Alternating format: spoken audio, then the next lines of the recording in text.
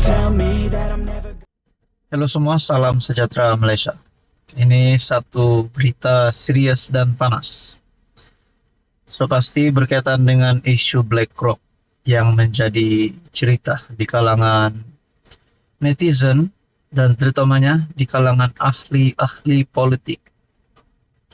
Ada yang sehingga memberikan kecaman dan sindiran, memaki hamun Datuk Seri Anwar Ibrahim berkaitan dengan isu BlackRock ini. Namun saudara-saudara, Datuk Seri Anwar Ibrahim dalam satu kenyataan supaya tidak lagi membahaskan isu ini.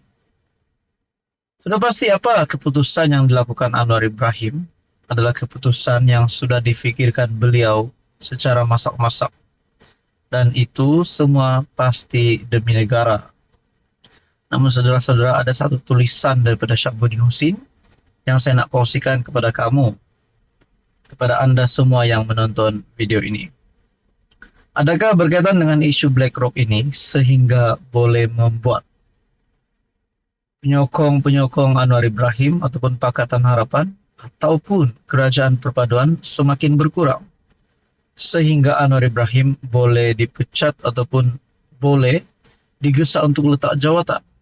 Nah, kalau nak cakap benda itu pun saya rasa nak bersoalkan boleh. Tapi kalau nak cakap Anwar Ibrahim letak jawatan hari ini, bagi saya perkara itu tidak relevan.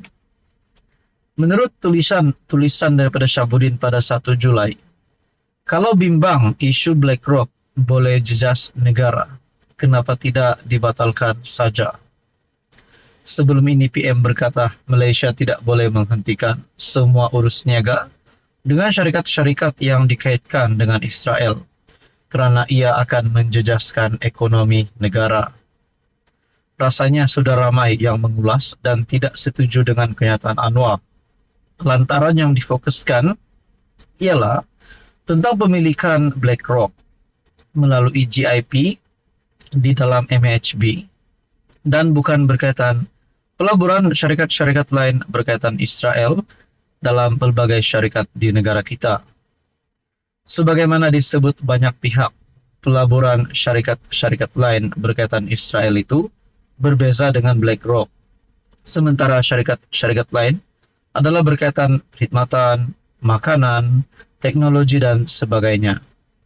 Selain itu, pelaburan BlackRock sendiri dalam pelbagai syarikat di negara ini adalah melalui pembelian terbuka di pasaran saham dan bukan ditawarkan secara langsung sebagaimana MHB. Berucap pada majlis perjumpaan bersama warga JPM, Anwar berkata, sebarang polemik berkaitan isu berkenaan yang dikaitkan dengan rejim Israel boleh menjejaskan kepentingan Malaysia sebagai sebuah negara yang sedang berkembang. Dalam sejarah dan ketimbang dengan negara lain, Malaysia antara paling jelas dan keras terhadap Israel. Jangan tuntut lebih dari itu. Kita ini negara berkembang, tengok tahap keupayaan kita. Jangan kerana nafsu serakah, nak tunjuk hebat, kita rosakkan kepentingan negara. Itu prinsip secara umumnya. Dan kezaliman Israel ke atas Palestin adalah sangat jelas. Tiada siapa yang bertikai. Tapi kalau ada syarikat Microsoft ke Google ke tunjuk simpati pada Israel, kita memang tentang. Namun, apakah saudara fikir kita harus tutup semua laluan dan kerjasama dengan mereka? Soal beliau. Cuma satu persoalan, jika resah dan bimbang kerana ia boleh menjejaskan masa depan negara, kenapa mahu diteruskan juga pelaburan BlackRock melalui GIP dalam MHB? Kenapa tidak dibatalkan saja? Sayang negara atau sayang BlackRock? Sediakah kerajaan hidup dalam keresahan dan kebimbangan sepanjang masa? Apa yang menyebabkan Anwar dan Hazana dilihat begitu bersungguh-sungguh mahu membawa BlackRock melalui GIP ke dalam MHB? Adakah sesuatu coba disembunyikan di belakang rakyat tidak mengetahuinya? Jika kes BlackRock ini berlaku ketika Anwar merupakan ketua pembangkang dan PM adalah orang lain, apa agaknya pendirian beliau pada waktu ini? Bolehkah pemimpin mempunyai dua wajah-wajah lain ketika jadi pembangkang dan berwajah lain setelah dapat jadi kerajaan? Itu soal Syahbudin Husin. Jadi saudara-saudara, apa komen Anda? Nak kata Anwar undur diri selepas ini berkaitan dengan isu BlackRock, rasanya tidak relevan juga. Tapi nak kata Anwar letak jawatan, ya memanglah Anwar akan letak jawatan. Mungkin akan dipecat. Tapi bila akan berlaku, itu menjadi persoalannya. Jadi apa komen Anda? Salam sejahtera Malaysia. Selamat datang ke channel Fels Lifestyle. Tak sangka selepas Syed Saddiq, ahli Parlimen Muar, yang telah menamatkan larian sejauh 200 km. Itu satu larian yang amat jauh. Bagi pelari-pelari ultra maraton, itu adalah satu larian yang amat jauh dan sudah pasti menguji mental, menguji fizikal. Namun, syabas kepada Syed Saddiq kerana berjaya menghabiskan dan menamatkan larian itu. Namun saudara-saudara, apa yang berlaku kepada Syed Saddiq selepas tamat larian ini? Adakah beliau akan tiba-tiba terbuka untuk menyokong semula kerajaan? Ataupun mungkin tiba-tiba saja umum masuk PN dan bekerja sama semula dengan Bersatu?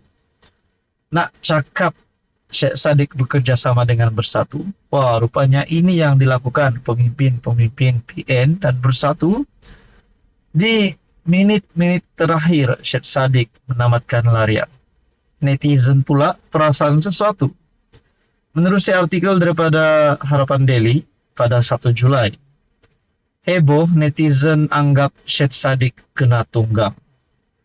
Pelarian ultramaraton ahli Parlimen Muar Syed Saddiq Syed Abdul Rahman yang berakhir mengundang bualan netizen yang tidak puas hati dengan kemunculan Wan Ahmad Faisal, Wan Ahmad Kamal ataupun WAF.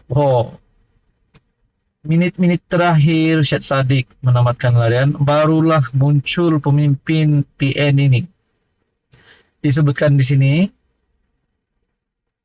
mengundang bualan netizen yang tak puas hati. Kehadiran ahli Parlimen Machang daripada Bersatu yang secara tiba-tiba itu dipersoal pengguna media sosial dan menyifatkan Syed Saddiq seperti kena tunggang. Wan Ahmad Faisal juga dilihat mahu bercakap semasa sidang media Syed Saddiq, sehingga pelari 200 km yang sejak 3 hari berlari itu terpaksa sedikit meminggir ke tepi untuk memberi ruang kepada Ketua Pemuda PN berkenaan. Petikan video aksi spontan Wan Ahmad Faisal menyelit dalam sidang media itu tular di media sosial dengan rata-rata berpendapat begitu mudah rupanya curi spotlight. Penyertaan Wan Ahmad Faisal bersama Syed Saddiq dalam larian sejauh kira-kira 4 km terakhir. Dalam 200 km larian Syed Saddiq, 4 km terakhir, di situ Wan Ahmad Faisal muncul rupanya. Mengingatkan orang ramai mengenai perseteruan terbuka kedua-dua ahli politik berkenaan sebelum ini. Pada tahun 2021, Syed Saddiq mendakwa Wan Ahmad Faisal cuba memujuknya untuk kembali kepada Bersatu dan menyokong kerajaan PN. Kata Syed Saddiq, ajakan tersebut dilakukan sebelum beliau didakwa di mahkamah. Untuk rekod, tahun lalu, Syed Saddiq yang juga bekas Ketua Angkatan Bersatu Anak Muda, Armada Bersatu, dijatuhi hukuman penjara 7 tahun dan RM 10 juta denda dan 2 kali sebatan. Nampaknya hukuman ini masih dikekalkan. Hukuman terhadap mantan Presiden muda itu berkaitan 4 tuduhan bersubahat melakukan pecah amanah, salah guna harta dan pengubahan uang haram dana armada. Kalau saya ini jahat sangat curi duit armada, kenapa datang jumpa saya sebelum saya didakwa untuk sokong Perdana Menteri? Truth will prevail. Enjoy your surat sokongan while it lasts, sindir Syed Saddiq ketika berbalas kenyataan dengan Wan Ahmad Faisal di platform X yang dulunya dikenali sebagai Twitter. Jadi saudara-saudara, apa komen Anda berkaitan dengan isu ini?